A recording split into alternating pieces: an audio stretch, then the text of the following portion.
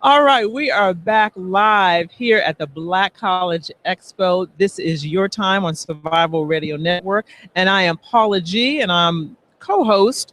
And as I've said before, my other co-host, he's around here somewhere. You know how he gets distracted. But in any case, we have another guest here with us today, Mr. Clay Felton, that is at the Black College Expo, and he's going to share a little bit with us as to why he's here today and what he's doing. All right. Hey, thank you. I'm here for the Access to College workbook by Wendy Felton. Says my main purpose here today is to help her, support her in her endeavors, and promoting her book to everyone to give them great access and opportunities to make it to college. And then I'm also here. I'm a Tuskegee University graduate as well, so I've been bouncing back between the two boats. Yeah, between the two. Now, if you remember, we just interviewed Miss Wendy Felton. So kind of Wendy Felton, Clay Felton. Okay, there's a relation there. Right. Wendy is my mother, so definitely got to support mom, and great legacy at Tuskegee University. So my mother and father went there, as well as my little sister and probably 10 or 12 cousins as well. So you really didn't have a choice. Oh, I had a choice, but Tuskegee beat out all the other schools. It's just the best. So, yeah. That is huge. Well, your mom had a wonderful story and a powerful, powerful testimony, just a beautiful spirit. So, it's a pleasure to interview you as well. So tell us a little bit about your experience at Tuskegee. We won't ask you when you came out, but tell us a little bit about your experience at Tuskegee during your time there. Right. It was great. I actually joined a fraternity while I was there, Omega Psi Phi Fraternity Incorporated. Was bossless for that. Yep, the Q's. You already know. See, we can be respectful. So, I got my electrical engineering degree from Tuskegee University, and then I also got my master's from Tuskegee as well in electrical engineering. Currently working with the company Rockwell Collins. Started in Cedar Rapids, Iowa. Tuskegee really prepared me to be an excellent employee and actually advance myself. Won't be shy about when I graduated, because it was in undergrad 09 and master's in 11. And I started work with Rockwell. I've been there for going on 4 years, but I'm already a senior manufacturing electrical engineer, and I can accredit that to Tuskegee University, training me to be a great student, a great person, and definitely a great employee. And I love to give back all the time. And that's why I see the Tuskegee University booth. It's like, yes, I will come help out and talk about how Tuskegee University's got a great engineering program or a great veterinary school program, as well as the business and the College of Agriculture, Natural, and Environmental Sciences.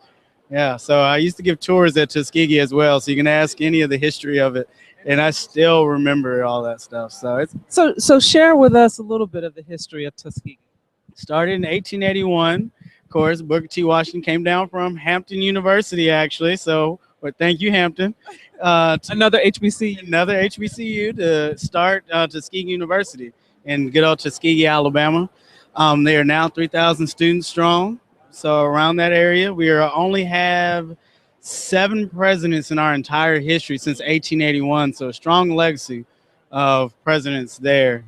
We have 6 major colleges on the campus, which is the College of Agricultural, Natural, and Environmental Sciences, College of Liberal Arts and Education, College of Engineering and Physics, College of Architecture, College of Business and Information Sciences, and College of Advanced Health and Nursing. So that's the 6 colleges that we have there.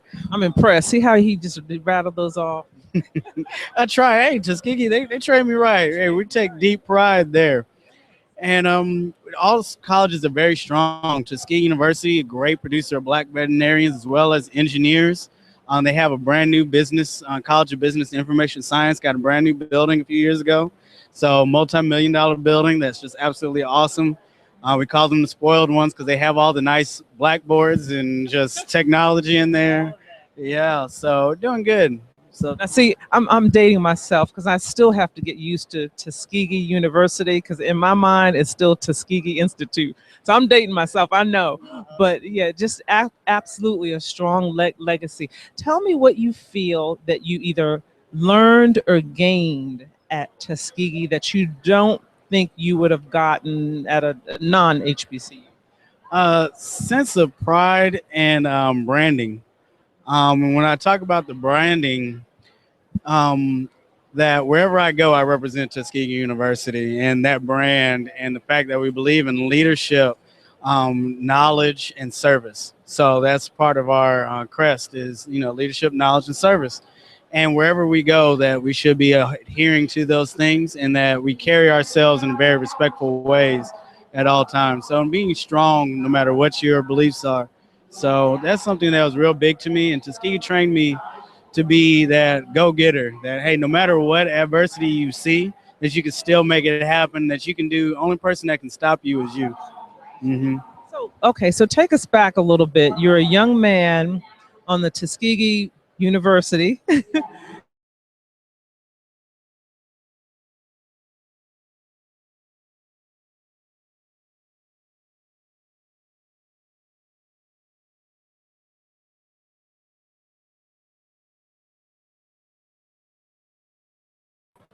It was interesting at times. Of course, you can only get away with so much when people know your parents. So, And that's part of being at a HBCU too. Everybody know you by name. See, you can forget it. right. So everyone knew my my older cousins or my parents even. So it's like, all right, you keep it up. We're gonna call your parents. So it was funny at first, but of course, I behaved myself. So so that worked out for me. No worries. But it was great. Even then, having my little sister there too. She came while I was getting my master's, and it was nice to have family members there. Then homecoming is like a miniature family reunion all the time.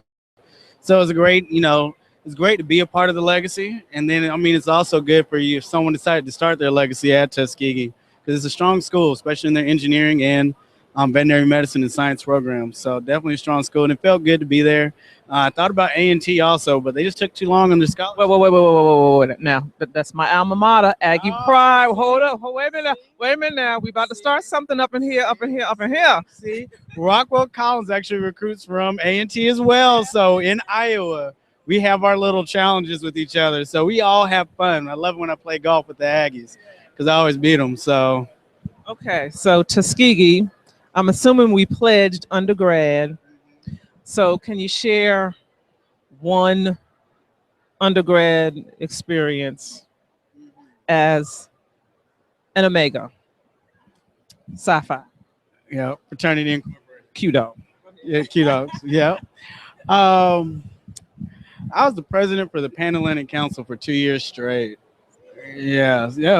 So I did that for 2 years because when the grand scheme of it, just like we're talking about the Aggies versus the Tigers, right?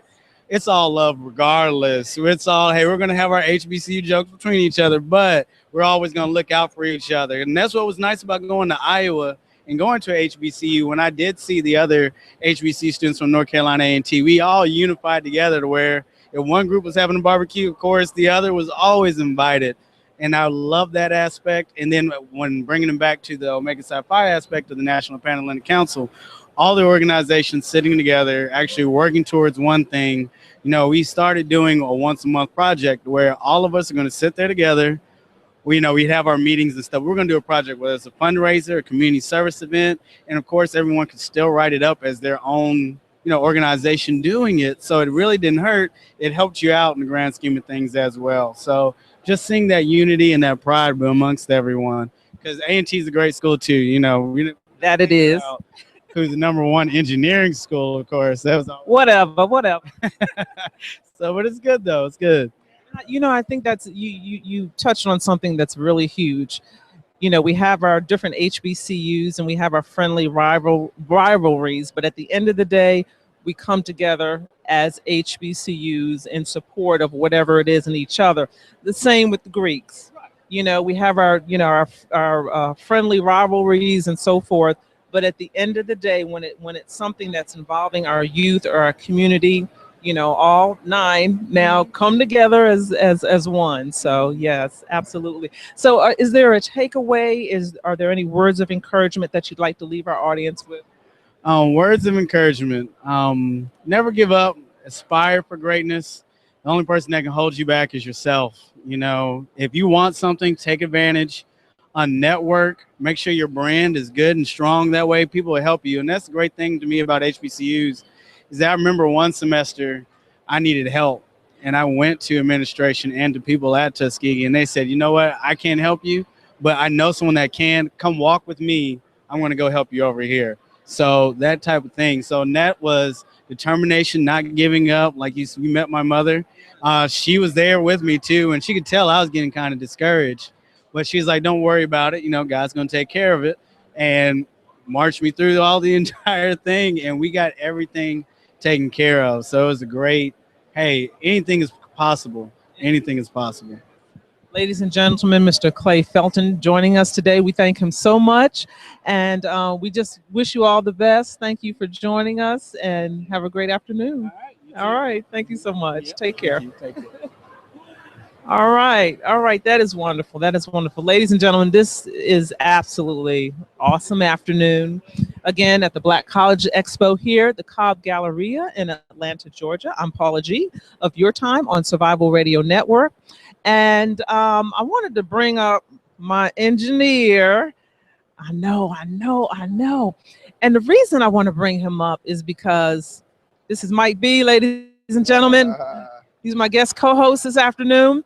And he's the engineer on our show Wednesday nights at 8:30. I don't think I mentioned that. But anyway, Wednesday nights at 8:30. But he also has his own show on Saturday mornings at 9 o'clock on the bench. But he's also school counselor. He's also an educator. And we're both here today, and we're just kind of in glory because we're kind of, in both of our passions. We're passionate about radio, but we're also passionate about our youth. And we've been kind of talking with some of the students here today. And can you kind of just share with us a little bit about how you're feeling today and, some of the energy that's going on in the room? Well, yeah, the energy today is just amazing, just to see so many young kids just about to make the next journey, and that's what it's all about. That's what we do every day. And just seeing excited about college, because kids can get so excited about so many different things that are just not positive. But taking the step to the next level is just truly amazing. And we kind of got started a little late this morning because we were in counselor mode. It was like 12:20. It's like, oh, we're supposed to be on the air. We're out here talking to kids. Yeah, that's just what we do every day. So it just was natural that, kids had questions about different things and they wanted to ask us. So naturally we stopped what we're doing to make sure that they're straight, and that's what we do every day. Right into that. That was so funny because we both did it. We just went right into that mode. Like, oh, snap, it's 12:20. We're supposed to be on the air. 12:20. And I know you do the same thing that I do at my school. A lot of college and career planning. Can you tell us a little bit about how that looks at your school? Well, at my school, we start them off. We have, obviously the new initiative that's going around is the STEM program, and we're identifying kids to, that try to push them to the next level. But it starts early, just in my position in the role that I have is I try to meet with every student as soon as they're on my caseload, just to kind of see where their path is, where I can guide them into the right direction, whether it be the military, the workforce, or even college, or even, a high level college, such as some of the schools like UGA, Georgia Tech around here, yet alone some of the bigger schools like Hopkins or Stanford or any of those. So every student has their individual graduation plan. That's huge. And then we just make IGPs, and we make sure that those are followed. And that's what we do. And we just cater it and make sure that those kids have what they need. And that's what we do. And, and that's why they call them post-secondary options. Because you notice he mentioned, the 4-year college, a 2-year college, a trade, apprenticeship, the military. These are all options for students when they're coming out of high school. And it's all relative. And I think it's important for students to come to things like this, because as I was saying earlier, they're sitting in geometry and maybe they're not doing well. And I'm sure they're not focused 100%. And then 2 years later, now it's like, I gotta go to college. Yes. What do you mean I have to go to college? Right. What do I need to do to graduate? Right. And then this is what it's about. Yeah. And for them to have this expo, I hope that it was a lot of underclassmen here, but I did see a few upperclassmen. Yeah. But this events like this is for the underclassmen to get their minds rolling, to get them ready to go to the next level. And that's what it's truly all about. Just to really stay focused. There are some young ladies that were walking around today. A couple of them we spoke to, seniors, had their transcripts, had their SATs. They were ready to go. They were ready. ACTs, their brag sheet or student profile. What do you all call that? Their resume? Yeah, I mean, we use it as student profile, and just whatever falls in that, the transcript scores, we kind of put it all together for them. And then when they go out, the total package, they have everything ready to go. if kids let me know prior to events like this, I always have a transcript ready for them and their scores ready for them to go where they can just speak to somebody and somebody can kind of potentially evaluate them right there on the spot. Right. And let's talk a little bit because, we're using these terms and we're assuming that everyone understands these terms. When we talk about a transcript, let's just share a little bit about what a transcript is. What does that look like at your school? For our school, it's just basically the compilation of all the work that they've done, every class that a student has taken, from freshman year all the way through the end of the time till they make it to graduation.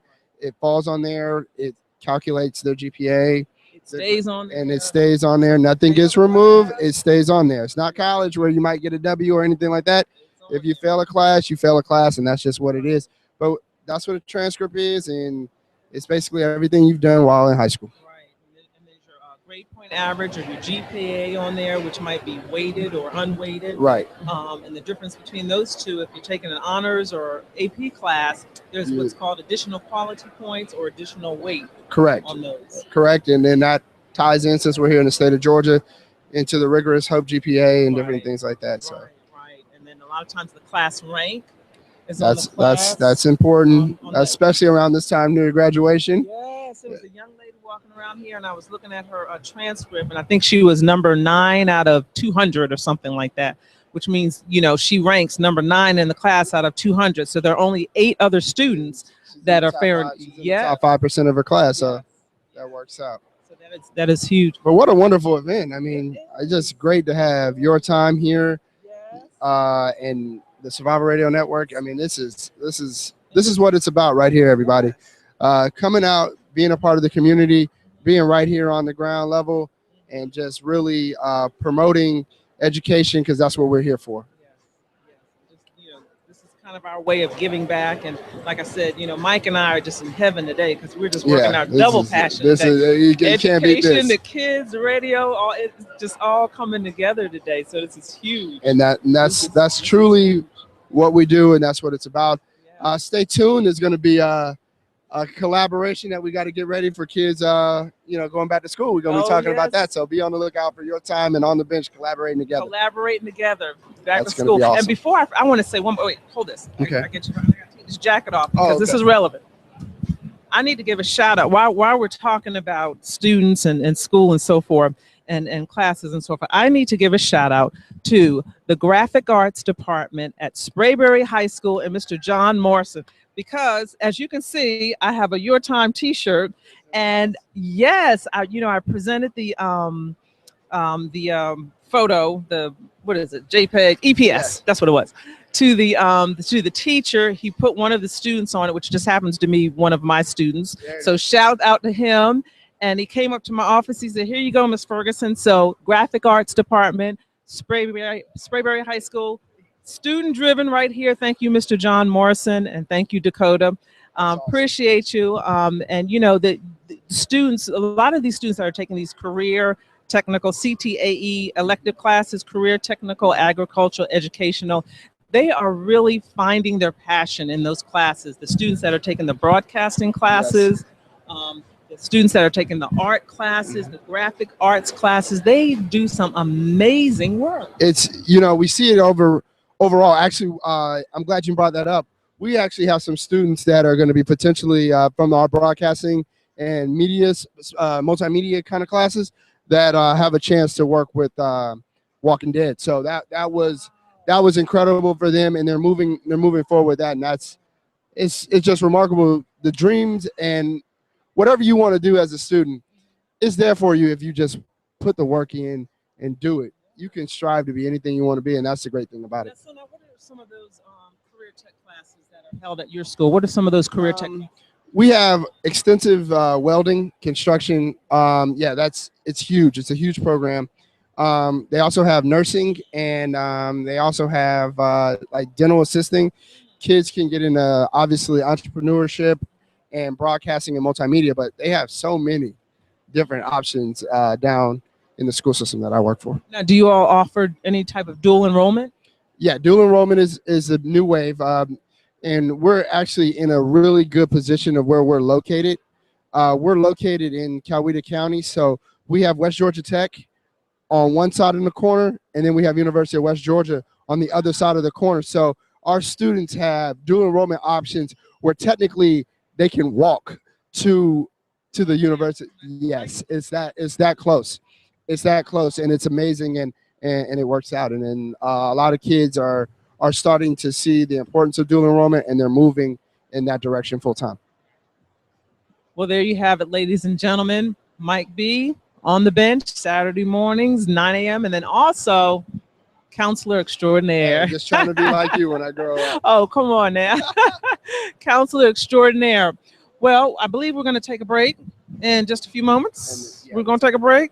And when we come back, we're going to be speaking with some of the other individuals here. Again, we are broadcasting live from the Black College Expo here at Cobb Galleria in Atlanta, Georgia. I'm Paula G of Paula G and Bruce. Your time on Survival Radio Network. We'll be back in a moment.